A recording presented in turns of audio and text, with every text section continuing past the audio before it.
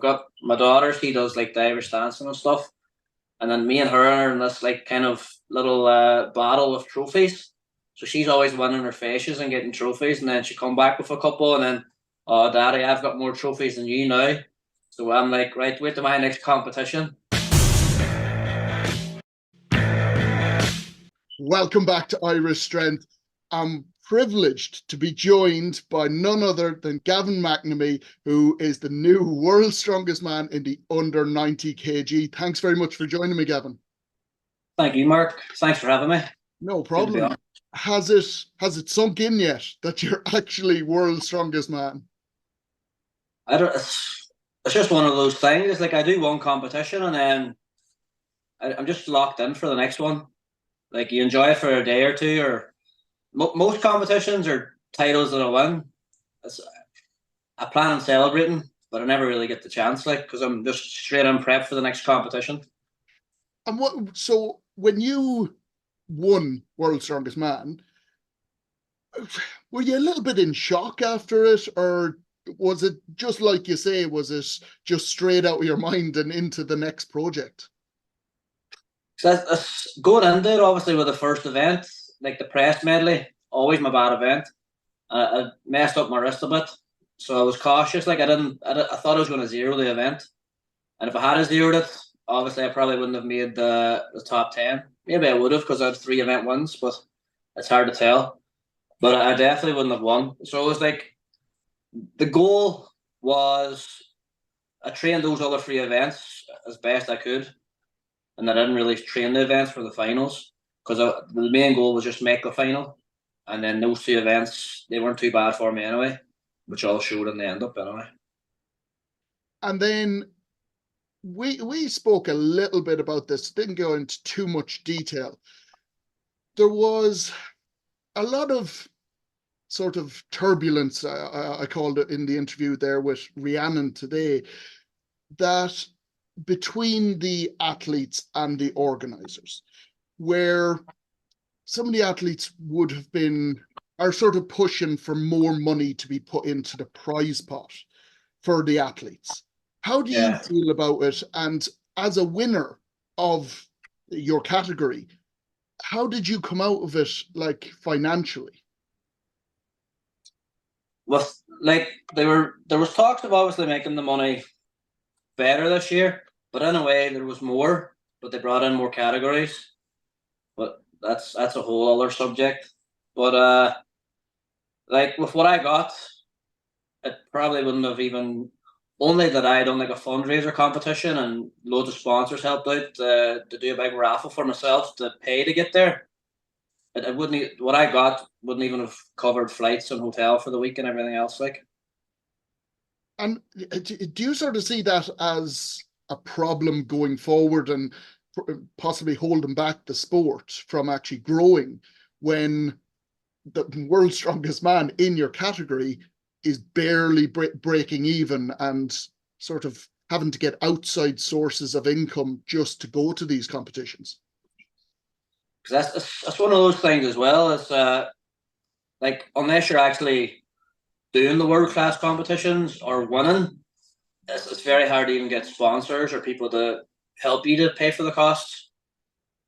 But that's it's a whole different ball game these days. Like, because like the flights and hotels and like with me now, I've got 10 to 12 competitions for the year. And I have to try and find, like, there's one in Germany, there's 2 in America. I have to go to Edinburgh probably twice, and then Galway a few times. And it's not always just go one night and come back. There's always a weigh-in day before. So you're paying for weekends. And then sometimes, most of the time I bring the missus, and then sometimes I have to bring the kids or whatever if I can't get people to watch the kids and stuff. So you'd be lucky to break even. But obviously, I don't really do it for the money, shall we say, but obviously it helps, obviously, to cover the costs and stuff. But it's one of those things as well, as if there's money involved, you get more, like, people see the pound signs, people are interested, and then the more money, the more people you're going to get involved. the fact that people are having to shell out so much money to actually participate in the sport, it's a real barrier for a lot of people. Like some of us are lucky enough where we are in positions where we can do it to a point. Yeah. But there are people that would love to be doing the sport that aren't in that position. The other side of the coin is equally promoters. It's always a struggle to get sponsors. It's always a struggle to get money into the sport from a promoter side as well. So it's nearly a catch-22 situation sometimes. Yeah, because that's like with OSG going to Worlds, well, like that's almost $300 just for an entry fee. That's before you're even booking flights or hotel. But even for London or Europe, it was £100, but that wasn't so bad. But then, like I'm doing the European Pro Show now in a few weeks in March, and I went on to sign up. Steve put out the date of when we had to sign up by, and I went on and found the link, and then I was really confused because it was like £20 to enter, and I was like, I actually messaged him. I was like, "Is this right?" And then he messaged me back. He's like, "Yeah, because I want to help the athletes as best I can and put as much money into it. Like a lot of it's coming out of his own pocket, which is really good. But like it's definitely a game changer. Same with like Rhiannon and Luke as well. Everything's just to help the athletes. And then other competitions then are just they're all about growing their brand and everything else. But like I said, like Steve and then Rhiannon and Luke, like the prize money's always good. It's all about the athletes. And even the enter and stuff, it's not so bad as well. And then that's how you get the athletes in. That's how you get the big names. This is one thing where I've chatted to a few people about the European Strongman, or Pro Strongman, sorry, that's coming up, where I'm actually doing the live stream for it. And I spoke to Stephen, and we were talking about trying to get sponsorship in and stuff like that, because the live stream costs money as well. And Stephen's response is always, "Oh, sponsorship, yeah, that'll go to prizes for the athletes." Everything's about the athletes. Everything's about the athletes. And I don't know if he realizes sometimes, because we do say it to him, we go, "No, but there's expenses that have to be paid to put on." Yeah, there's everything else. Like, yeah, he just thinks, "Oh no, I'll pay for that myself. It's fine." Which there's not very many promoters that are at that level of passion for the sport. So it is great to have them. Going to the competitions that you're doing this year, and I'm going to look at the phone because there are a lot of them. So you're starting off very shortly in about a month's time. You've got the qualifiers for Ireland's Strongest Man. Yeah. How are you feeling for that one? How's the prep been going? The way I see it is like, because obviously they're doing it as like Ireland's Strongest Man under 95 as well as one of the titles and the under 110s. So the way, like, I feel like it's light enough for a qualifier for like an open show, but they have to kind of have it that way for like the under 95 title and the under 110s. But like the weights they're easy for me, and it's kind of the events are pretty similar to what I'm doing anyway and what I have been doing. Like there's like a sandbag and a chain drag. That's the same as the low ruck at Worlds. There's deadlift, there's farmers. It's all the basic stuff that I've already been doing. So the events are all really good for me. And the press medley is actually dumbbells rather than a log or anything. So that's good points as well.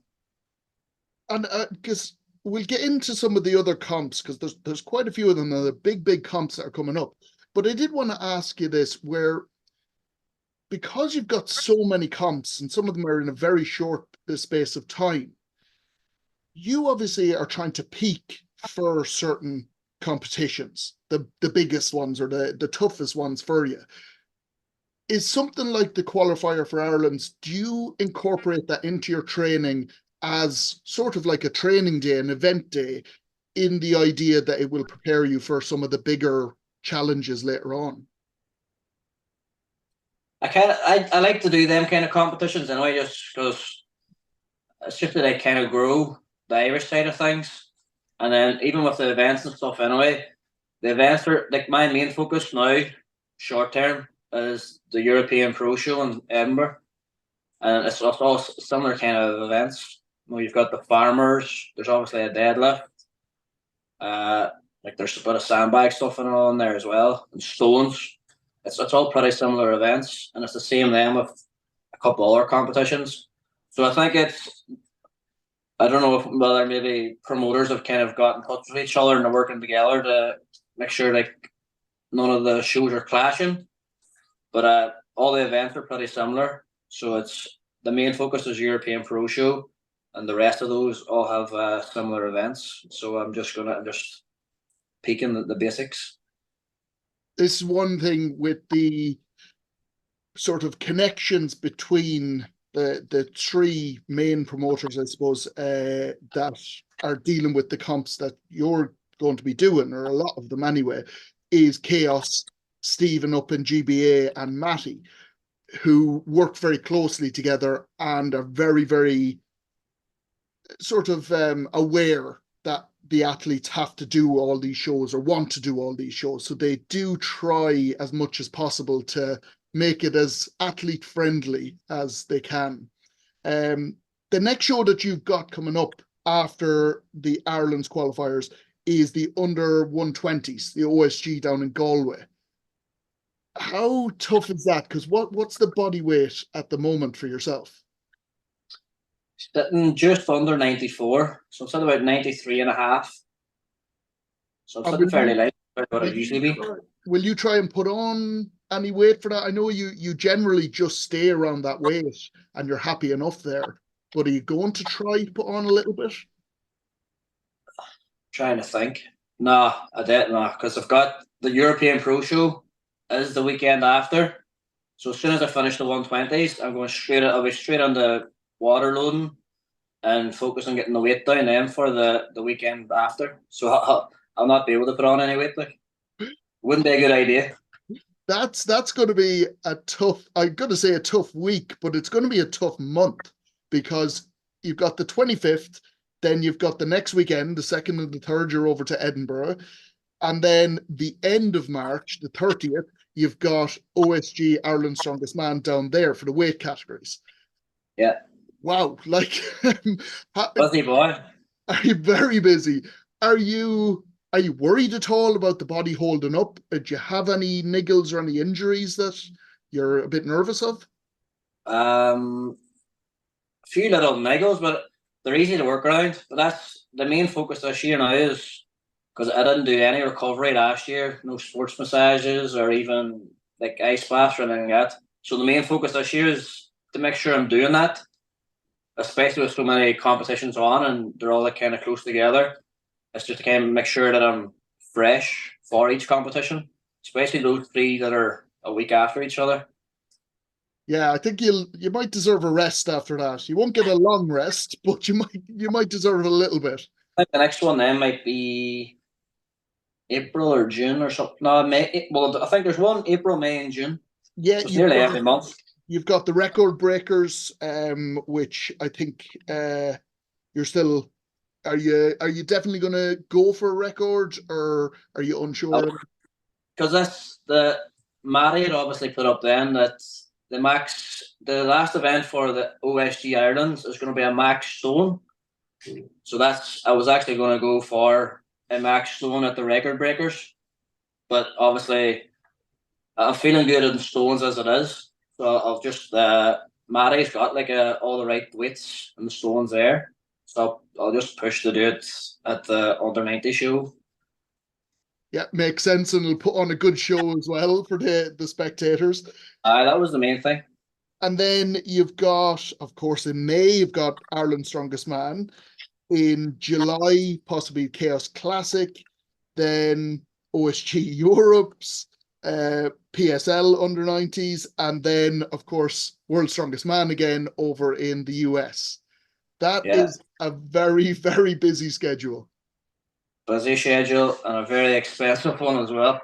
But there'll probably be a few more in there somewhere as well, I'd imagine. A few more pop up. With the finance side of things again, and I don't mean to dwell on it too much, but Do you have sponsors that are behind you? I know you've got the Strom top on there, and Colin is obviously a great supporter of the sport.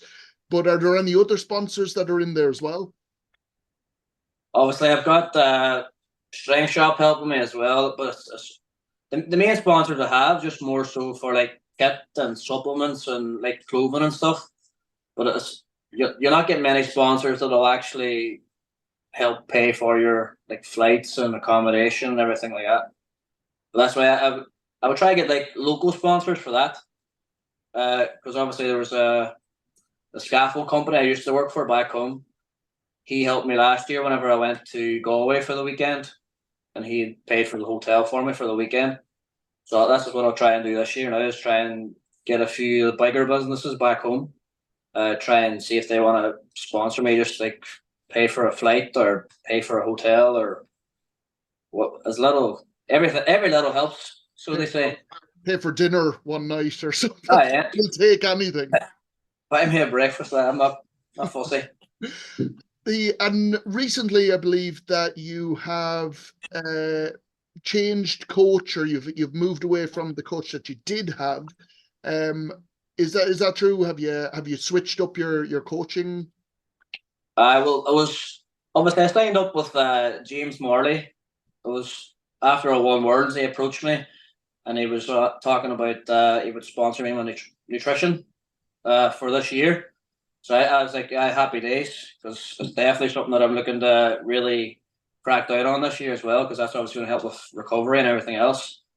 And then obviously I had ended things in with my last coach, Dean, but it was just more so to do with the cost of everything that I have to pay for, because I feel that I'm in the position that I'm able to do what I used to do anyway, and I'm a lot more like experienced in like doing my own programming, and I've learned off a few great coaches. So I was going to do my own programming, and just to save myself money that I can pay for all like the physiotherapists and chiropractor or whatever I need done to really crack down on recovery. But I'd mentioned that then to James there yesterday, and then he had offered then to sponsor doing my coaching as well, the programming and stuff. So it's a 2-in-1 deal. So James, because he's done the MST, the whole coaching, the course and everything there, and he knows what he's at, and he's good with it. I used to work with him as well for the nutrition. For the first time I done the world record deadlift back 2 years ago in Galway, because he done the nutrition with me there, and I was like the best shape I've ever been in. And then so he knows his stuff about nutrition, and he's went away then, done the work, and he's done the courses and everything he's needed to do for the programming and everything. So I'm going to work with him now, see how we go, and then he'll learn off me, I'll learn off him. What actually got you into Strongman in the first place? Oh, well, it must have been, I think I just seen, I shared the stories the other day, like the first competition I ever done. It was like in the gym there, peak performance, just up the road from the house. They done like an in-house kind of one, just the gym members and a few other local lads. And I think I was like, I must have been 20 years old, and I was going against all older men, much bigger men. And I done well. Like it's the basic, like done okay at yoke and farmers, like kind of my go-tos. Deadlift as well, zero the log as usual. But it was ever since that day, and then always watching Mark Burke. He was always doing like, because that competition was like a fundraiser for him to get him funds to go to Worlds, see him carry on, like, because it's always expensive in America. But ever just watching him and then watching him go to America and compete, and then eventually I got in with Mark and we started training together. And then he was showing me the ropes, showing me everything in, and then eventually we started doing the same competitions. And then ever since then it's just blew up. And here I am. And yeah, you've come a long way, to be fair. I remember, I think I said this to you before, I actually competed against you in 2020 at Ireland's Strongest Novice. That was up at MK Fitness at the time. And Yeah, I think we just went different ways. I think I could have probably become world's strongest man as well, but I decided to go the commentary way, you know. It's just whatever you're into, yeah. The only thing I can do, that's all it is. But with the win that you've just achieved, I think everyone always, through whatever path they take, they'll always get people that sort of, I suppose, try to talk them down a little bit, and try to make them feel like they're not as good as they actually are. Have you experienced that? Have you had people that are just trying to take the wind out of your sails, for want of a better word? Nah. Well, you know me, I know, yeah, like I would probably kind of bum myself up more. Like I would tell you, like you would see anyway, if I have a competition coming up and I know the events are good and I know the lineup, like I'd tell you exactly where I'm going to place or how good, like the events are good for me. I'll tell you, and I'll tell you where I'll place, because obviously we've got the Ireland's qualifiers, all good events for me. And even last year, I was the smallest there, and I was like second overall on a lineup of like a lot of big boys. But all the events suited me. You had yoke farmers. Only the farmers messed me up. I would have won the whole qualifier, I imagine. Same with the 120s. Like you've got farmers, yoke, deadlift, dumbbell. I'll be guaranteed top three at both those competitions. Ireland's under 90s. I'm going to win that as well. Like I know the level I'm on, and then even with the bigger, like the European Pro Show, all decent events. Last year, like I've a competition, every competition I've got a trophy from everyone, so I'm always on podium no matter what. So it's going to be the same this year.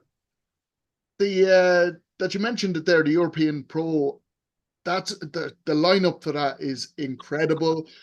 There's some big names in there. Are you nervous about that at all, or is it just pure excitement to be up against the best? It's like you would have seen after the Stones at Worlds. I called out Dan Benson, but it's like all my big competitions that I've done against Dan especially.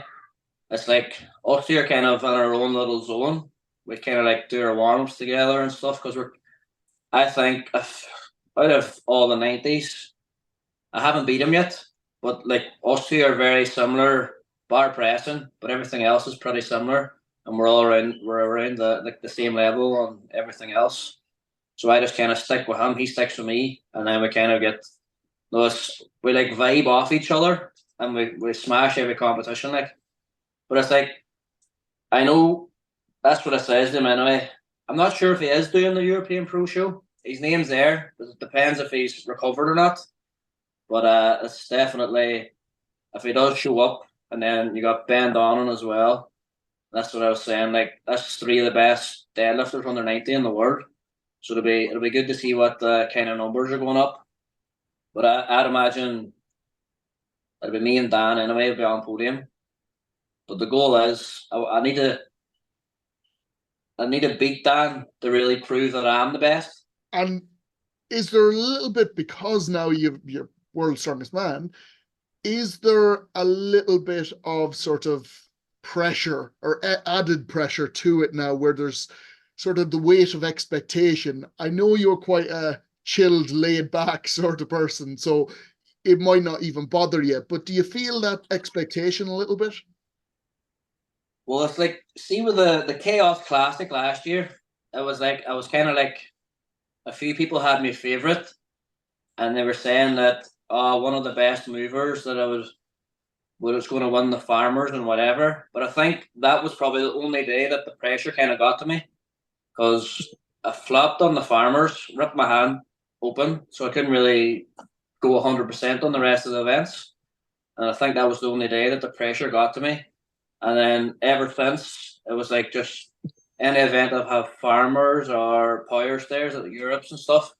I've just It's just a way I have now. It's like I'm going to get in, do the job and I'm going to do it well, everything I do, I make sure I execute it perfectly or as best I can and try not make as little mistakes as possible, and then hope that other guys make the mistakes and then just take advantage of that. And you mentioned it there, you are sort of known for your moving events, especially. Your deadlift incredible as well. But the one thing that comes up in commentary the whole time, or when anyone's talking about you, is lightning fast on any of the moving events, lightning fast. Is that just something that you've naturally good at, that you were just always, I know you said in that first competition the moving events were your strong suit. Is that just genetics, or was that hard work, or how did that come about? Oh, when I was younger, I would always played like football and the hurling and stuff, and it was even I remember from a young age anyway, it's like the way I played football was I would kick the ball past people and then I beat everyone to the ball. So I was always fast, even in the hurling and stuff as well. It's always one of the fastest on the pitch. But I think it's just over time it's just carried over through all the competitions and stuff. Because actually the story I posted the last day, it was only a 220 yoke, but it was my first. I think it was the first Ireland's strongest novice. But even if you watch back at the video, it was just up and down. It was fast, like. So not much has changed. So I'm just able now to go fast with heavier weights as the time goes by. And go back to your sort of personal life situation. I know your family are very, very supportive of you, and I'm sure that's hugely important.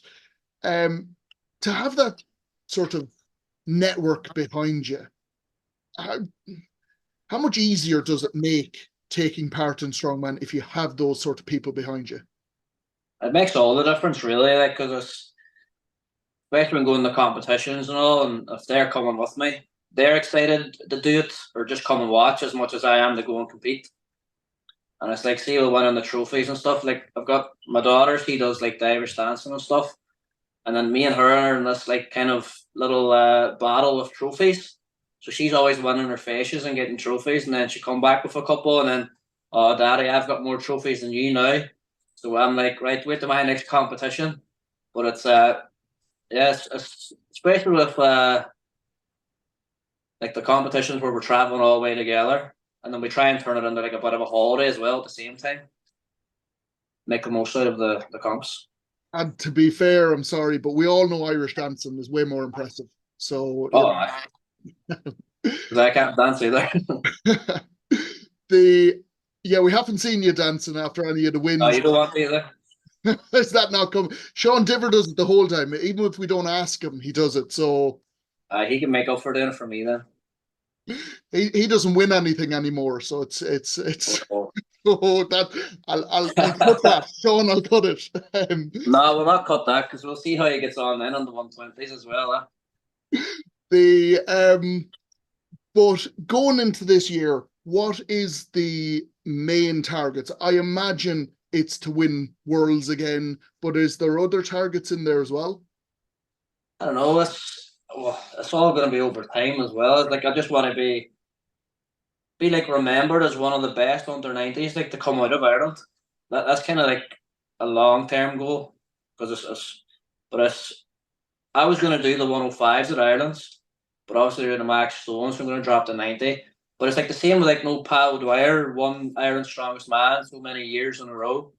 Like, I'd like to have like Gavin McNamee, Ireland's strongest man under 90 for so many years, unless I go to 105s. Like, I'm sitting comfortably at this weight, but it'll be a nice goal. Or even just like the best lightweight to ever come out of Ireland, because it's definitely achievable. But the other one then is with Worlds. I'd love to win Worlds, but I haven't won Europe's, and I haven't even done that PSL before. But I want to kind of win the titles this year that I've never won, that I haven't won yet. or tried to win. And then I don't think an under 90 has won World's Strongest Man 2 years in a row before. So that'll be a good one as well. And just as you say that, like, I think in most people's eyes, you're probably the best under 90 to come out of Ireland, because there's been Aisha has brought back a world title before, but you were the first male strongman from Ireland to bring back a world title. So I think you're probably already achieved what you were sort of saying there. I know you want to expand on that, but yeah, you're already there, to be fair. Yeah, because at the same time as I want to try and have every record there is in Ireland as well at my body weight. So just like have all the records, have the titles, and then just be so good that, well, I hope someone will come up and be just as good. But I want to make sure that for a long time yet that there won't be. And kind of just hold that name, like. And we all know that's nothing to do with the sport. That's just so you have more trophies than your daughter. Because she's catching up. Well, I will thank you very much for actually joining us and having the chats. I know I'm going to see you at quite a few competitions this year, so we'll definitely get you onto the commentary table at different times to have a few more chats with you, have a few more catch-ups. But yeah, thank you so much for joining us, and well done on a hugely successful year, and hopefully this year is going to be just as successful. Yeah, thank you very much for having me, Mark. No problem. I'll see you eventually anyway. See you in the next comp. I think we've probably got one coming up fairly soon. I think the 25th of, the under 120s, OSG, weight. You're a pro show. Yeah. You're going to be fed up seeing me. I already am, pal. I can't blame me. Thanks very much, pal, and I will chat to you at the next comp.